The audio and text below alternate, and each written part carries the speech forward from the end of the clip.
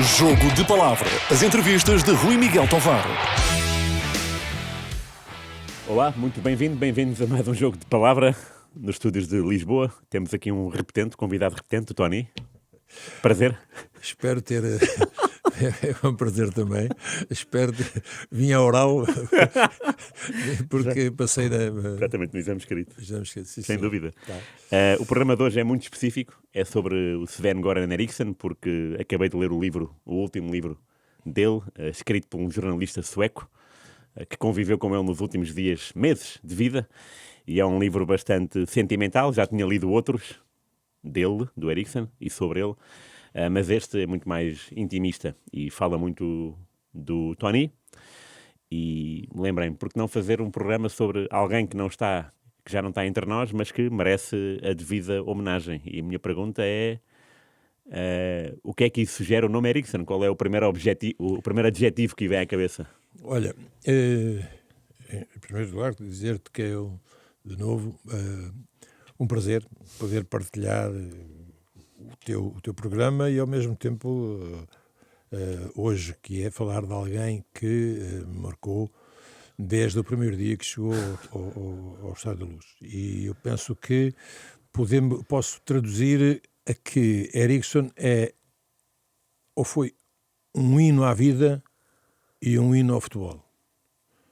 Porque, e quando falo no hino à vida, é ir buscar os últimos meses em que ele, através de uma entrevista, anunciou ao mundo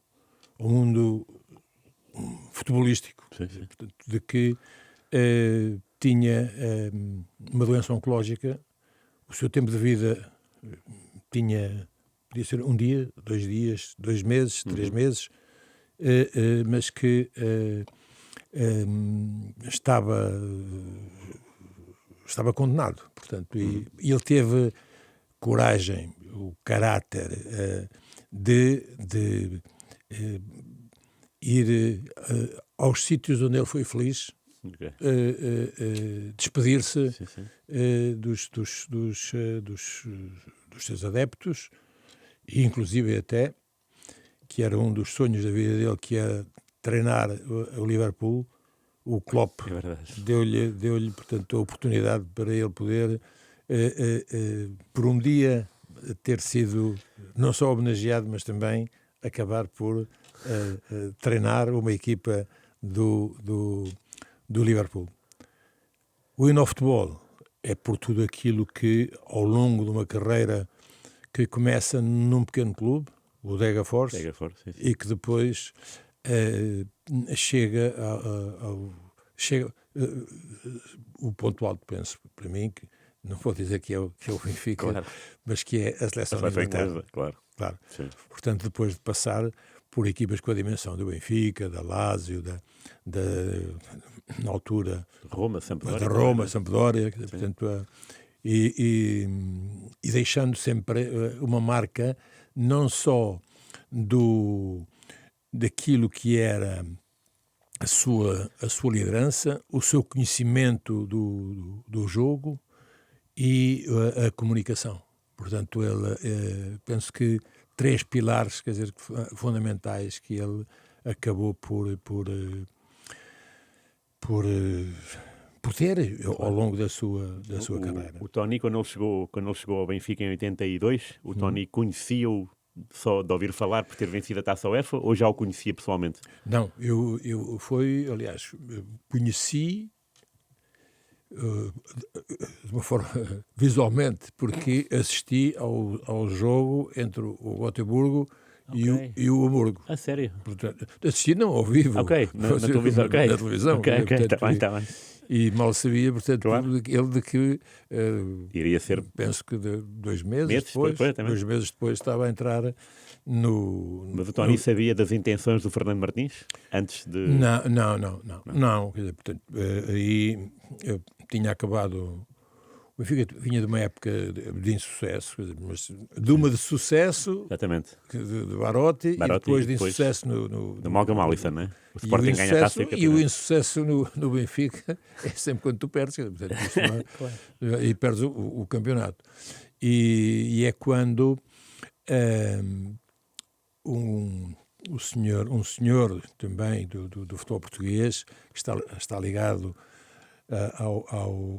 à Seleção Nacional de 66, que é o Sr. Manuel da Luz Afonso, que muito amigo de um empresário sueco, Börje Lantz, que fala ao Sr. Fernando Martins que aí um jovem que ganhou a Taça UEFA. Sem derrotas ainda por cima. Certo. E então como equipa de amadores. O IFK jogava... Por aquilo que vim, portanto, a saber foi esta, digamos, a forma como o Eriksson acabou por chegar à época de 82, 83 ao Benfica. Mas como é que o Tony é adjunto? Porquê? Por estatuto? Porque o conheceu? Não, eu vinha de uma época com o Barotti. Foi o primeiro ano em que, com o Sr. Caiado e o professor Monge da Silva, Sim. Okay. Que éramos adjuntos do Sr. Barotti. E, claro, para o ano seguinte, com a chegada de Eriksson, que não trouxe adjuntos, ficou o Sr. Caiado, portanto, que já tinha um trajeto dentro do Benfica, sim, mas depois também teve uma carreira como treinador em muitos clubes, e depois e também se associou o Eusébio, portanto, éramos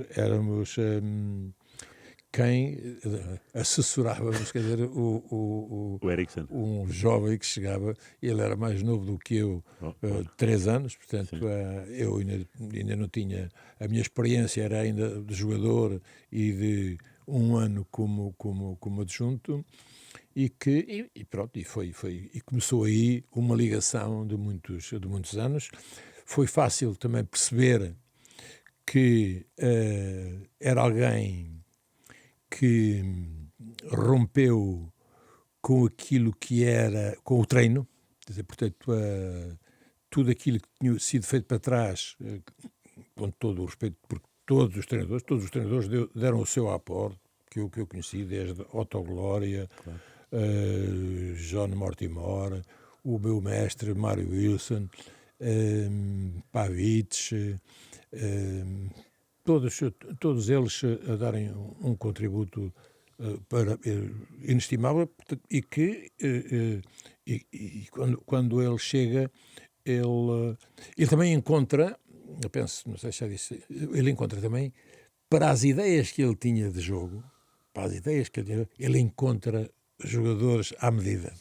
Foram jogadores à medida que ele encontrou para o fato que ele queria fazer. Era o qual? O fato? Era o quê? Era um 4-4-2. Okay. Era um 4-4-2 em que tinha jogadores que conheciam o jogo, compreendiam o jogo, e dou-te aqui 3 ou 4 que são muito importantes ter dentro de uma equipa. Humberto, o central, um bom guarda-redes, que era o grande Manuel Garrinho Bento. Depois tinha Chalana, depois tinhas Nené, depois tinhas Shell, depois tinhas Carlos Alves, depois tinhas Carlos Bonel, depois tinhas Diamantino, depois tinhas Filipovic, portanto, depois tinhas Pietra, depois tinhas Veloso. Portanto, tinhas aqui jogadores de grande qualidade técnica e de qualidade tática, portanto, que serviram a ideia. E depois foi sentir desde o primeiro treino, quando a bola começou logo a entrar, que era uma coisa... Foi essa a novidade. Foi a grande novidade. O primeiro treino todo. O primeiro treino.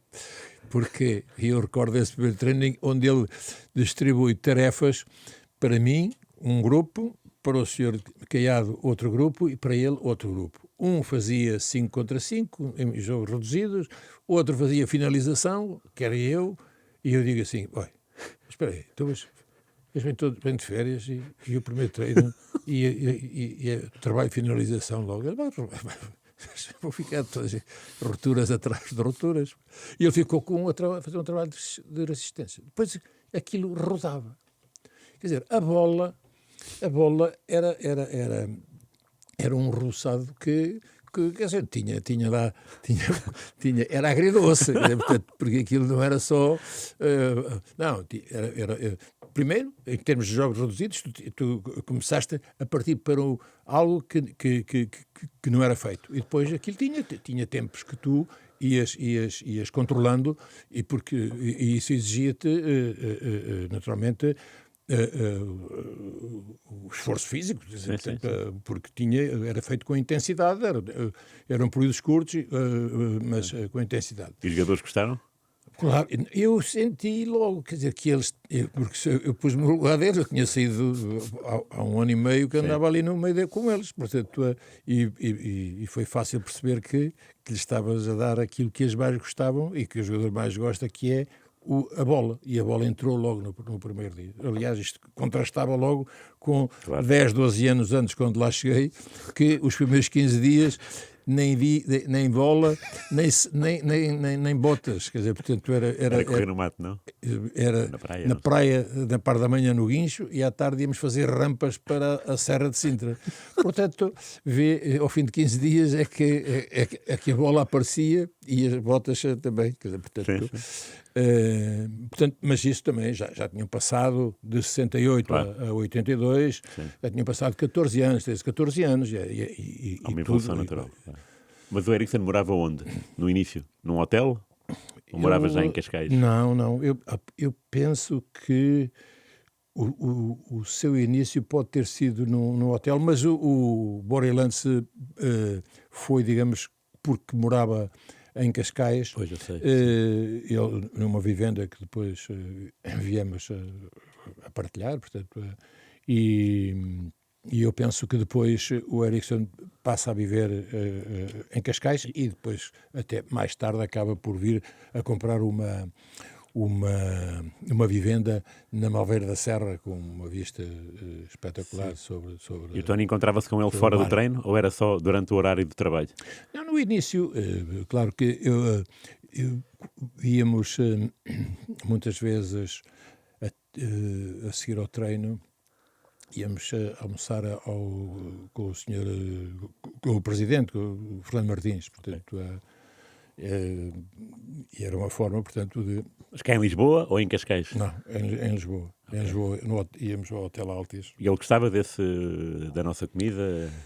Como é que era? Sim, ele não era amante de bacalhau, mas o que ele comia muito era linguado. Ele adorava o linguado grelhado e adorava ele adorava, claro, o nosso peixe, mas também a carne, quer dizer, quando lhe aparecia, e isso chegou a acontecer, claro que, e também leitão, quer dizer, portanto, porque ele foi um dia já, portanto, com mais anos de casa.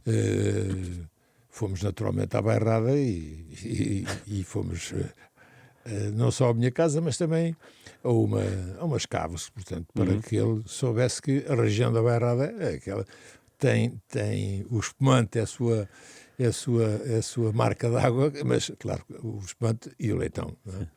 E por isso dizer que ele, embora não é aquilo que dizer que um bom garfo, não, eu comia, saboreava, gostava, por isso... mas inicialmente nós íamos, sempre que íamos almoçar ao Otis, ele era linguado. O linguado era o prato que ele escolhia. E depois também, mesmo quando estávamos em estágio. Havia algum jogador que ele à primeira vista tivesse gostado mais do que os outros por falar inglês ou por ser um jogador mais...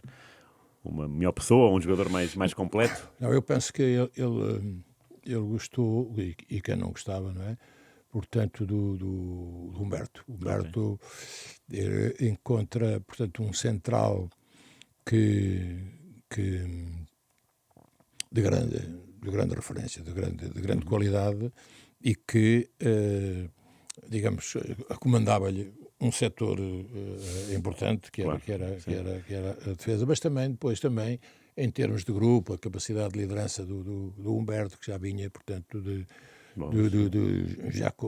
tinha atravessado aquela década toda de 70, embora com uma ida PSG, ao Paris Saint-Germain, mas que, claro, e depois encontra a irreverência de um Chalana, portanto, encontra a qualidade e a inteligência de jogo do Shell, que era realmente interpretava as funções que ele chegou num jogo contra o Olympiacos.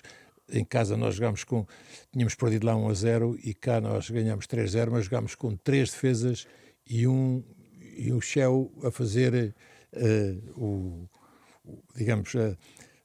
quarto. Sim. Mas ele inovou, portanto, nesse jogo contra o Olympiacos aqui no Estado do Rio, onde ganhámos 3-0 e eliminámos mas tinha um lado. Inclusive, há um jogador, quer dizer, que para mim foi dos melhores jogadores daquela década aqui em Espanha, que era o João Alves. O João Alves era um jogador extraordinário. E acabou por... como sabes, ele foi buscar Stromberg. Porque queria um tipo de médio diferente daquele que era o João Alves. O João Alves acabou por ser um pouco sacrificado porque deveria ter jogado, quer dizer, mais vezes, porque aquele jogador não podia ficar de fora tanta vez como acabou às vezes por ficar. Sim. E o Stromberg foi realmente também uma novidade no futebol português? Ou foi só uma novidade no futebol do Benfica? Acabou por ser porque ele tinha um tipo... Ele tinha sido o seu jogador no Gotemburgo. No IFK, ok. E para ele, portanto, era um tipo de médio que aparecia muito na zona de finalização, quer do ponto de vista físico, quer do ponto de vista técnico, era o tipo de jogador que ele para o puzzle dele lhe faltava. E depois há aqueles jogadores fetiches também, quer dizer, que o treinador tem. Quer dizer, portanto, era assim o mais? Não, penso que o Stromberg se constituiu como isso, porque é o jogador que ele traz, portanto, da equipa vencedora da Taça UEFA. E depois havia o Manica, não é? Que também... Não, o Manica é outra, o Manica é outra história. O Manica não é nessa altura. O Manica é na segunda passagem. Okay. Essa é na segunda. Okay. Mas se quiseres que eu te conte a história do Manica, claro.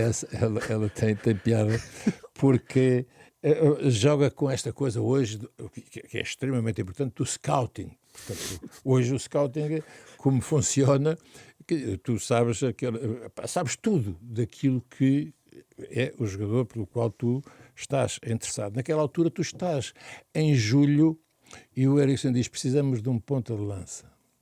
E há alguém que diz: há um que joga no B93 da Dinamarca e vem fazer um jogo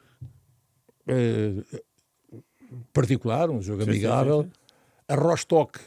Mas estamos ainda isto é antes da perestroika. Claro, portanto, RDA, não é? Ainda vais daqui a Berlim Ocidental, passas o checkpoint Charlie. Para o outro lado, pagas 100 marcos de cá ao homem do táxi que nos leva, espera por nós para nos trazer, portanto, de volta. Entretanto, em julho, na Alemanha também faz calor, quer dizer, portanto, estava um dia de muito calor e o Manik começa a ficar com bolhas nos pés. E, portanto, em 45 minutos deve ter tocado 3 vezes na bola. E tu depois só joga meia parte. E tu depois tens que decidir sobre o quê. E então foi olhómetro, quer dizer, portanto... o Tony? Não, os dois. Isto é cá. Não, fomos os dois. Pois. Fomos os dois. Ver o jogador. Olhámos um para o outro e depois vimos... Foi uma aposta um pouco no escuro, mas que eu penso que foi um jogador... O alto, loiro e tosco, ele veio muitas vezes ali ao camarote presidencial ver os jogos do Benfica. E então o Alto Leiritoso, quando saí daqui, parecia um argentino. Quer dizer, portanto, lá. E foi muito, muito importante, evoluiu.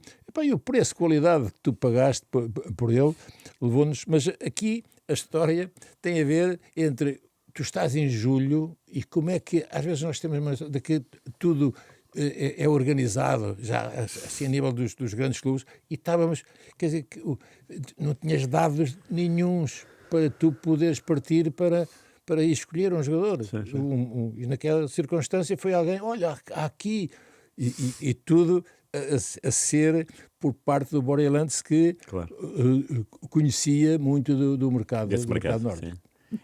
Na primeira época, o Benfica é campeão, à vontade, ganha a taça em agosto, nas Antas, e vai à final da Taça UEFA. Qual é que é o espírito no dia da decisão com o Anderlecht em casa? O Benfica perde 1-0 em Bruxelas, o Anderlecht era a seleção belga, não é? Mas já agora deixa-me ligar que os primeiros contactos que nós temos na Luz, vamos treinando, e ele vira-se e diz assim, Tony, vamos ganhar a taça UEFA. Eu disse, opa, vens embalado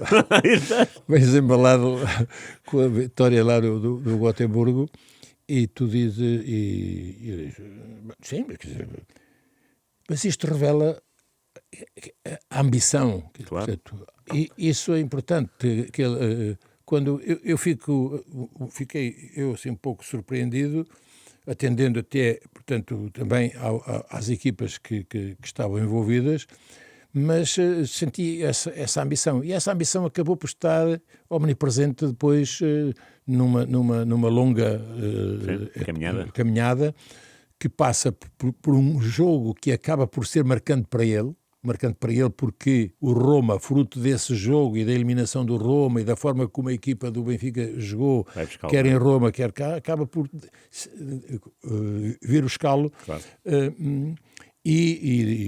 Mas ainda antes do jogo com o Anderlecht, com mais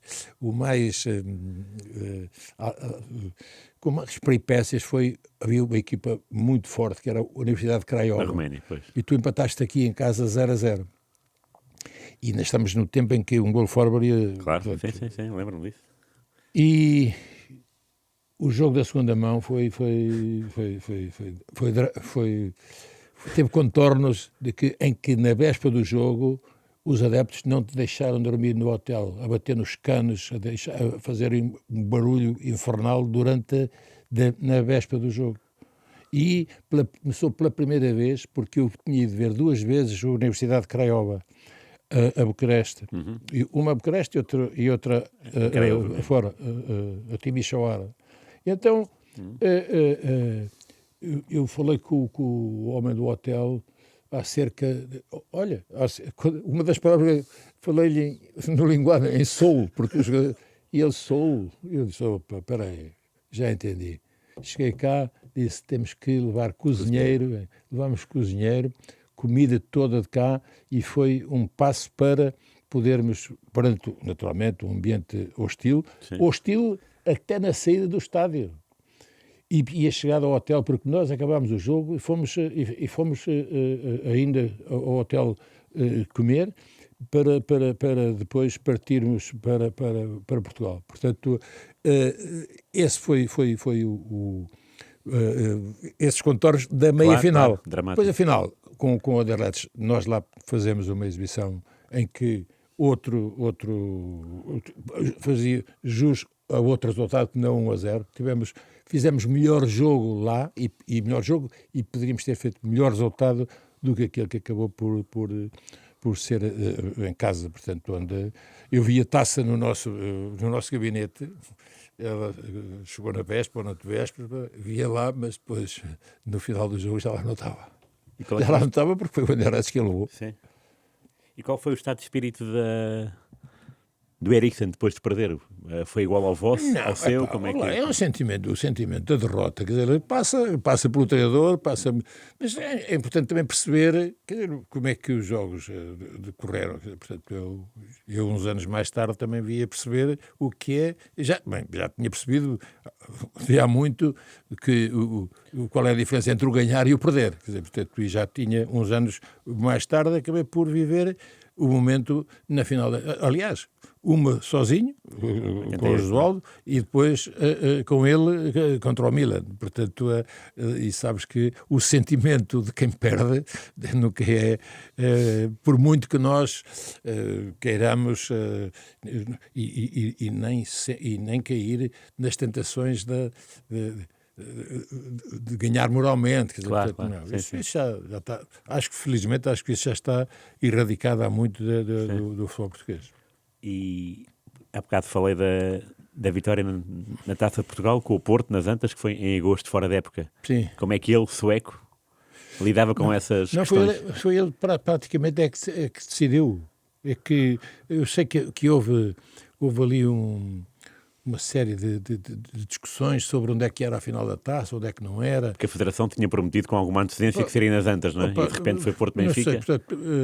Sei é que ele disse, é nas Antas, é nas Antas, e não lembro-me dessa, quer dizer, penso que isso contribuiu decisivamente para que, aliás, até passou para os jogadores, temos um treinador que é nas Antas, acabou-se. Claro.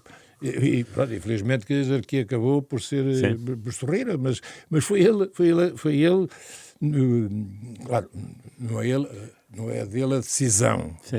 A decisão é do Presidente. Quer dizer, claro. portanto, Sim, percebo. Agora, naturalmente que ao ser consultado é para ser nas Antas. É nas Antas. Ok. O Eriksen faz 2 épocas, é 2 vezes campeão na primeira época, né? 8-2, 8-3, 8-3, 8-4. Depois sai para a Roma. Sim. O Tony mantém um contacto com ele? Ou... Sim. Sim, não, o contacto nunca foi. Até aos últimos dias nunca foi perdido. Quer dizer, vinha encontrá-lo, estava eu no Irão e ele estava como diretor-geral do Al Nassr no Dubai. Okay. E eu vim passar 3 dias, portanto, 4 dias ao Dubai. Estive a ver um dos treinos fui eu e quem estava comigo, o Vítor Campelos, o Paulo Grilo, viemos, e penso que o meu filho também, estivemos no apartamento dele, depois fomos jantar, portanto, isto para dizer que o contacto... Claro. Nunca, uma vez iniciado, nunca foi perdido. E aliás, até já depois de eu ter vindo embora do Irão, há uns 4, 5 anos atrás, ele ligou-me e disse: Tony, Tractor, que eu disse, mister, não é a sua praia. Não é, exatamente. não é. Aquele trator dessa altura, agora, portanto, 1 ou 2 anos depois, as coisas tomaram, tanto que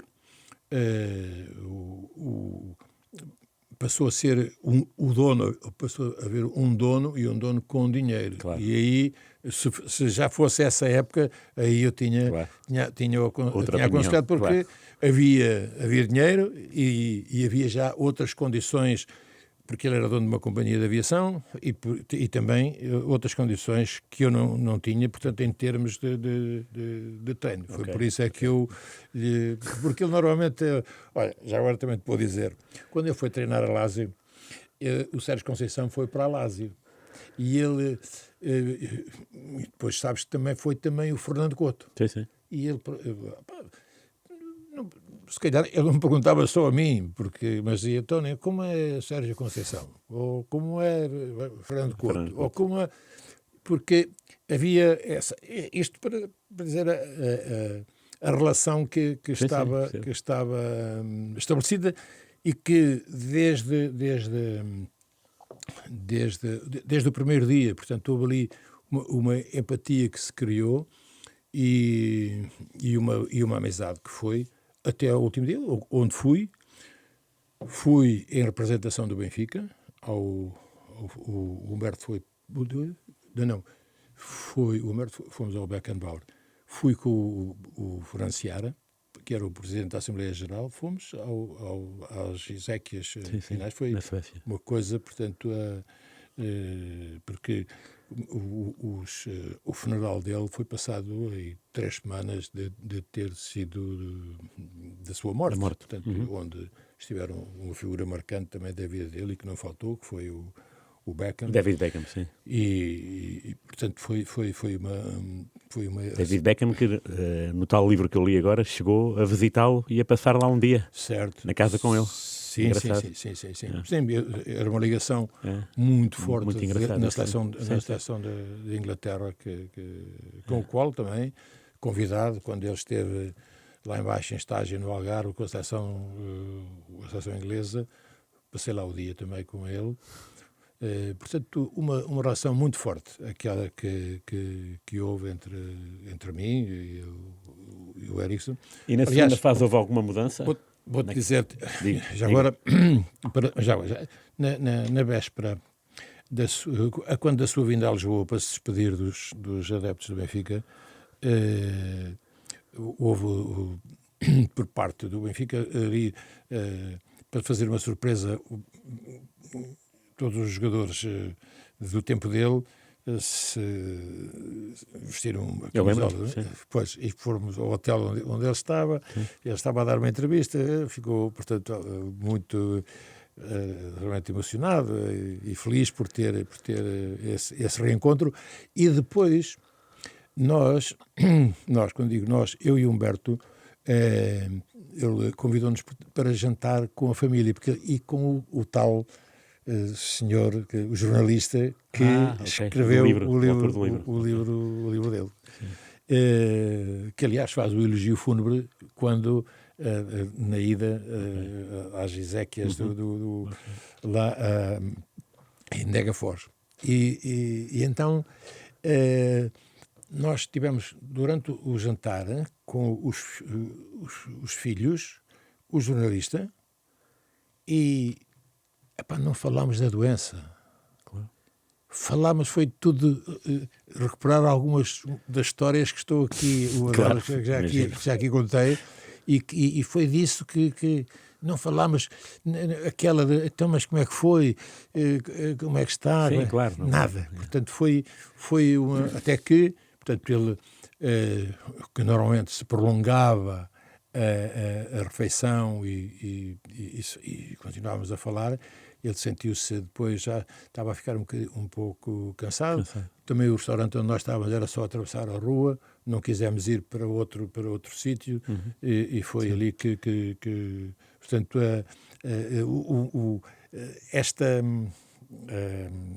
num momento complicado, quer dizer, que vivia, não falar da doença e falar da vida. Da vida vivida, quer connosco, quer também com coisas que ele tinha e tem também para... Aliás, o próprio livro também dele expõe muitas coisas. É verdade. Eu estava a perguntar sobre a segunda era, já no final dos anos 80, início de 90. É o Tony que vai buscar o aeroporto? Ou isso é um mito? Não.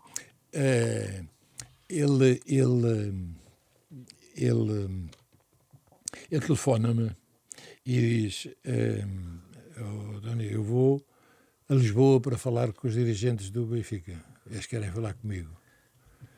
E eu disse: ok. E vou ao aeroporto.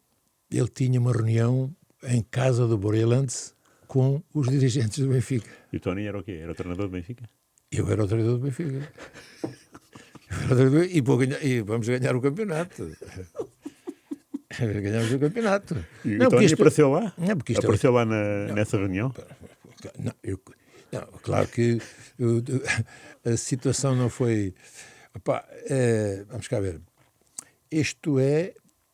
Nós tínhamos ganho o campeonato, nós tínhamos ido à final em 88. Com o PSV, sim. PSV. É a minha convicção, portanto, de que fiz o campeonato, ficámos em segundo, porque já tínhamos uma distância quando, sim. Com o Porto. O Porto e Vites. Fomos aos 88, fomos à final da Taça dos Europeus e eles dizem, bem, 20 anos depois é que lá voltámos novamente. Exatamente. Não vamos despachar aqui E eu faço o campeonato, é um campeonato de 38 jogos. É verdade. Sim. Houve ali mais um dos casos que havia, e houve aumento. Mas a situação... e ganhámos, foi o melhor ataque e a melhor defesa. 60 golos marcados e 15 sofridos. Então, o Ericsson, nós vamos para a casa do Orilantes, e aquilo tinha a entrada da porta, havia a porta, e eu estava assim, havia um recanto onde estava, mas estava... a última coisa que eles estavam à espera é que eu tivesse que... E não entraram todos, não vou dizer nomes, para que não interessa às pessoas, quer dizer, portanto, eu vi sempre que eles queriam tentar trazer melhor. Portanto, o que é que eu tinha que fazer? Portanto, eles iam chegando e olhavam para mim e ficavam surpreendidos, não é? Portanto, como é que ele está aqui. E depois, claro, o Ericsson depois também explicou, portanto, disse, olha, e há pouco disse-te, quer dizer, que é um hino à vida e um hino ao futebol. Na vida, porque ele podia ter vindo, tinha tido a reunião, claro. Eu não podia vir a saber, claro, mas quis ser transparente comigo, portanto, e deu-se essa situação. As coisas, eu acabei por ajudar o Benfica a ser campeão nessa época, e ele acaba por entrar em 89, 90. Eu mantive-me no Benfica. Claro que tu, se me disseste depois, mais à frente, em 93, 94, estava a viver, portanto, a mesma situação. Sim. E eu, claro que, se tu me disseres que hoje que eu faria isso, as situações são nem o meu empresário nunca me deixaria fazer. O meu empresário, eu não tinha, mas com certeza que nesta altura tinha, com certeza. Portanto, mas essa mostra, portanto, claro, o caráter, a retidão que existia nele. E estava igual a si mesmo, em 89? Sim, só não tinha era tantos jogadores como e muito especialmente na defesa, porque ele no primeiro ano tem 2 jovens, Paulo Madeira e Rui Bento. Okay. Entendes? Okay. Que já não é a mesma coisa de ter Humberto e... Sim, percebo. Entendes? Portanto, mas depois vai buscar, no ano a seguir, já vem Aldair. Okay? Verdade, sim. E chega à final da Taça dos Campeões com o Aldair, não é? Exatamente, que faz um grande jogo e que depois vai embora. Que vai para Roma, onde fica a vida toda. No palco, exatamente. Portanto, mas entretanto tem Valdo, tem Terno, Jonas Terno, tem, sim. Mas já eu penso que a equipa que ele tinha da primeira vez tinha mais qualidade. Percebo.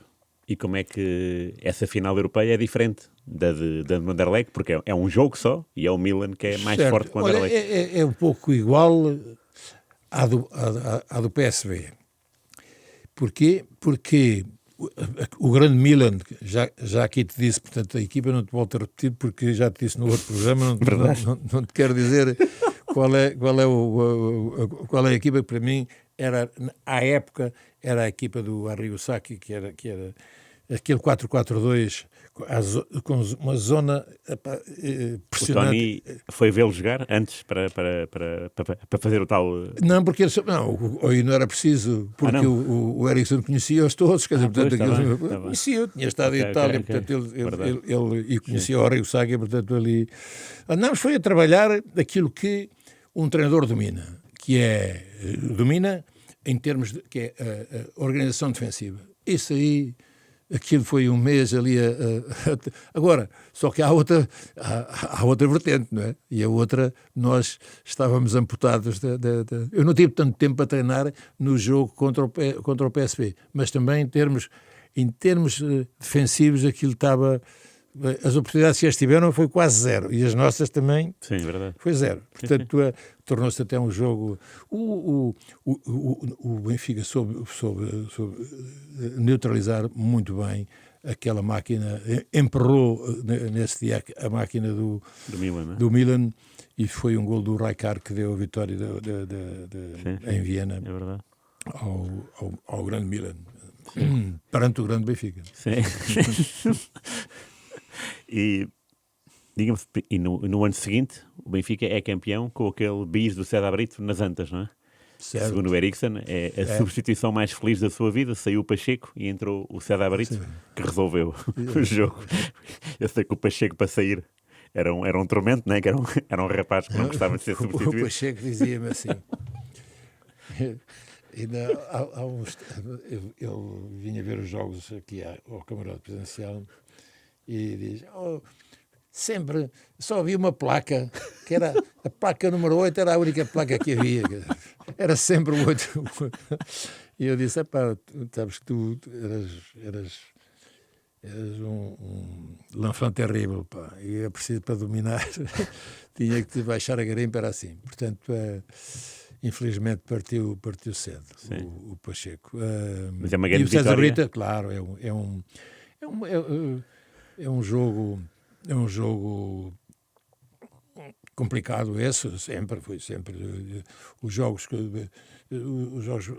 no Porto Benfica Porto, o Sporting tem um espaço que é o derby eterno, Benfica e Sporting. Depois com o Foco do Porto criou-se também, portanto, os jogos são sempre muito, muito marcados, quer dizer, portanto, e esse não fugiu à regra, um jogo que estava equilibrado e que depois uma jogada do Vitor Paneira sobre a direita, cruzou, e o César Brito, e outro foi um passe do Valde para o César Brito, e o César Brito normalmente chutava quase sempre contra o guarda-redes, daquela vez picou. Tanta vez lhe dizem: só basta picar. Mas não houve uma nuance tática nesse jogo? Não, a defesa não ficou alterada. O Paneira não jogou como lateral, como espécie de lateral, não. Se queres te diga, não agora já... Eu acho que sim, eu acho que eu.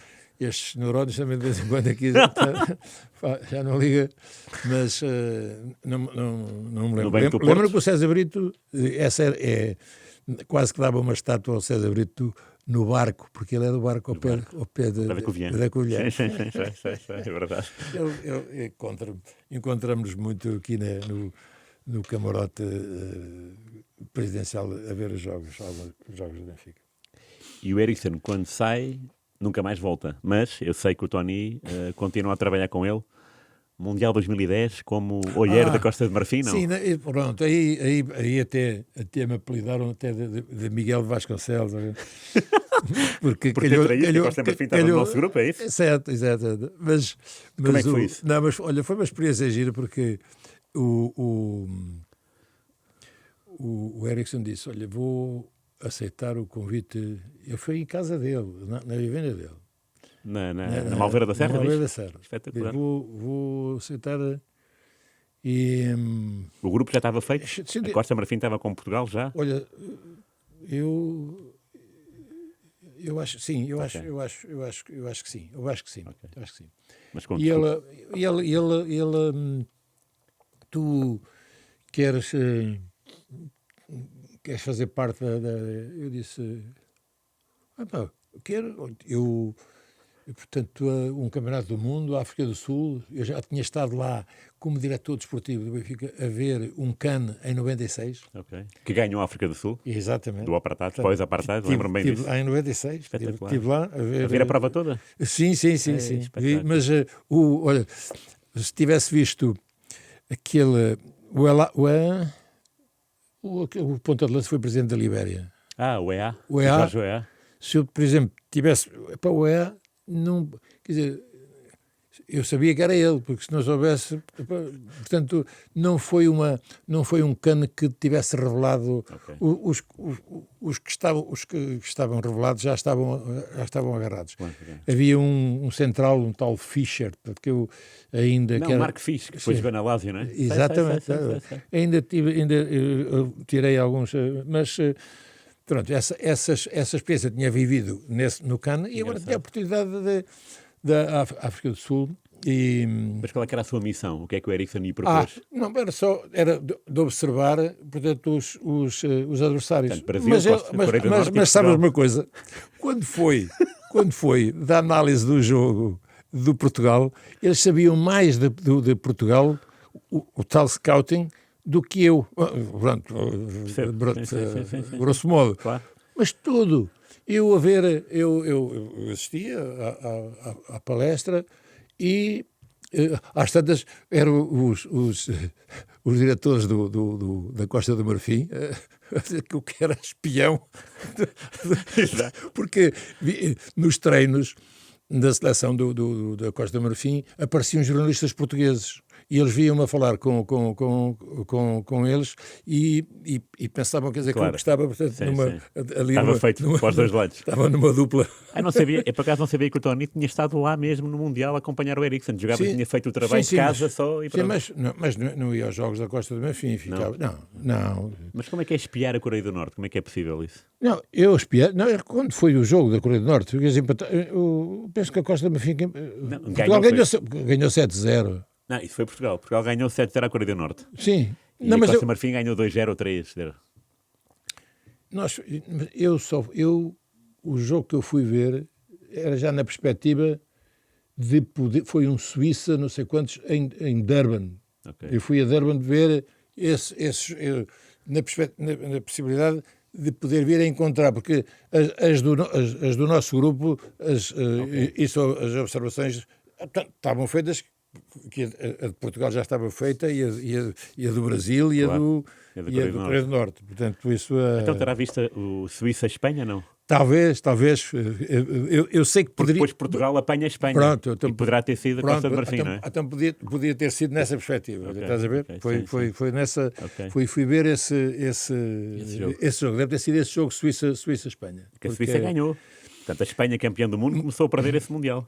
Certo, olha, vês. Portanto, eu sei que foi, penso que foi em Durban, porque eu encontrei um treinador também, não sei se era o Leblanc, o Blanc. O Laurent Blanc? Laurent Blanc. Eu encontrei o Laurent Blanc lá num hotel onde acabei por ficar. A última vez que teve com o Eriksson foi na tal homenagem no Estádio da Luz, com o tal jantar, no hotel? Sim.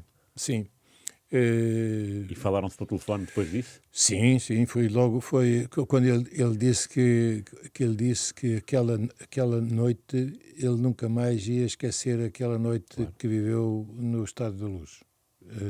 E como é que ele era social? Era uma pessoa divertida, com piada fácil, sim. Bom humor, ou era fechado? Como é que era? Não, fechado, não era. Não, eu sabes, privava muito, portanto, sempre que ele vinha a Portugal, era sempre para nos encontrarmos para almoçar ou para jantar. Mas ele era um homem, muito aberto, muito aberto, não tinha nada de introvertido, quer dizer, portanto, ele tinha a paixão dele era o futebol. O futebol era realmente a sua grande paixão, tanto que como é que, se ele não tivesse essa paixão, como é que ele vai treinar o clube mais antigo de Notts Inglaterra, County, o Notts County? Então, foi pelo dinheiro que ele ia. Percebo, sim. Portanto, E ainda por cima os suecos sempre tiveram uma ligação muito boa com o futebol inglês, não é? sim, aliás, com ele deu-se uma situação que ele, quando o Bobby Robson era treinador do Ipswich e foi campeão de Inglaterra,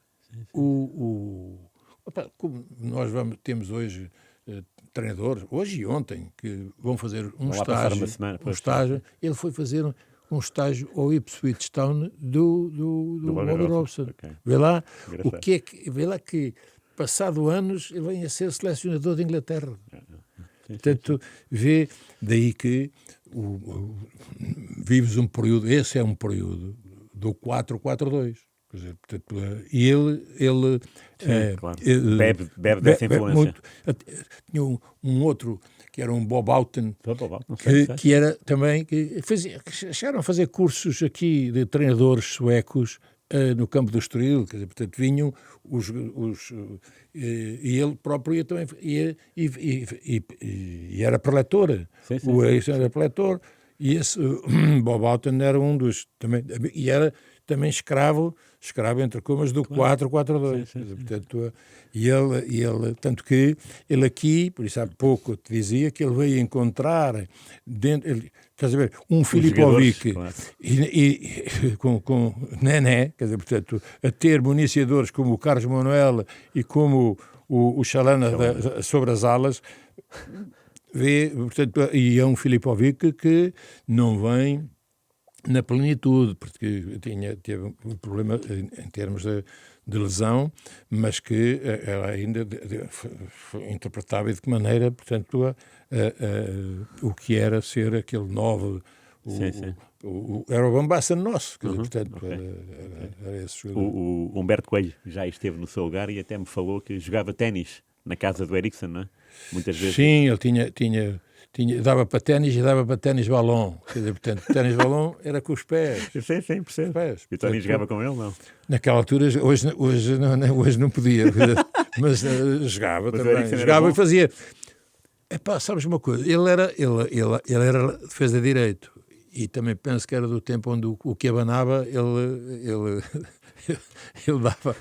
Mas ele depois, no ténis-balão, cuidado, ele refinou uma técnica em que ele encaixava também.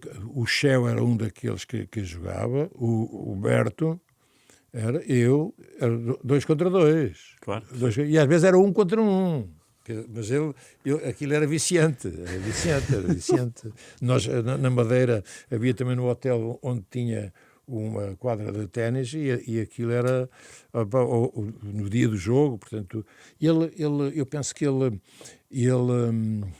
acabava o treino e normalmente fazia aí 10, 15 voltas ao campo, sabes? Portanto, assim, correr? Sim. Fazia. E já agora, uma última pergunta. A relação dele com o Eusébio? Não, isso era de vénia, pá. Ele contrastava com o Paulo Chernay, que passou pelo Benfica, que Deus tenha, portanto, em descanso, mas que tratou o Eusébio, quer dizer, eu penso que ele nunca soube a dimensão do Eusébio, quer dizer, porque senão ele nunca teria... Está a falar do Paulo Chernay. Paulo Chernay, agora contrastava com o Ericsson. O Ericsson ter o Eusébio ao seu lado, quer dizer, portanto, ele aos amigos que vinham, ele apresentava era o Eusébio, quer dizer, portanto, o Tony, quer dizer, também é um amigo. É um amigo, grande jogador e tal, mas quer dizer, mas eu disse, Svenas, deixe estar, apresente só o Eusébio, quer dizer, deixe-me ficar de lado, quer dizer, porque não misturo, quer dizer, portanto, eu tinha uma admiração muito grande pelo Eusébio, admiração e respeito pelo Eusébio. Isso e não é de hoje, quer dizer, claro. Hoje é fácil dizer, mas era desse tempo. Só uma última pergunta, o Tony ainda se dá com a família do Ericsson, com os filhos? Os filhos, sim, tenho contactos, naturalmente pelo telefone, e sabem, tal como ele, sempre lhe disse, quer dizer, que tinha uma casa sempre aberta em Lisboa. Às vezes até quando falávamos disso, venha, já não tem... Porque eu penso que ele, entretanto, vendeu a vivenda da Malveira, disse, venha a Portugal, venha a Lisboa, claro. Não é para o hotel nenhum. Tinha uma casa do outro lado e ele, sim, mas vem tu, claro. Ele estava em Estocolmo. Ele estava a viver em Estocolmo. Okay. Vem tu cá. Pronto, andávamos ali. Mas o Johan e a Lina são... penso que há um deles que nasceu cá. Okay. Porque... Mas, entretanto, todos eles... quer ele, quer ela... tiveram... O Johan esteve ainda ligado, portanto, ao futebol, da parte de agenciamento. Okay. Trabalhava ligado a uma grande empresa de agenciamento e ali teve um papel que andava por África em termos de apoio solidário. Quer dizer, ele entregou-se às ações de solidariedade. Exatamente. Não, foi um privilégio ter partilhado os momentos que partilhei com esse homem que foi um hino à vida e um hino ao futebol. Ok. Obrigado, Tony. É tudo por hoje, com os cuidados técnicos de dois Rui G's, Rui Glória e Rita Gonçalves. Pode sempre acompanhar-nos no rr.pt, YouTube e Spotify e outras plataformas. Foi o programa com o grande Tony sobre o também grande Ericsson. Obrigado, até para a semana.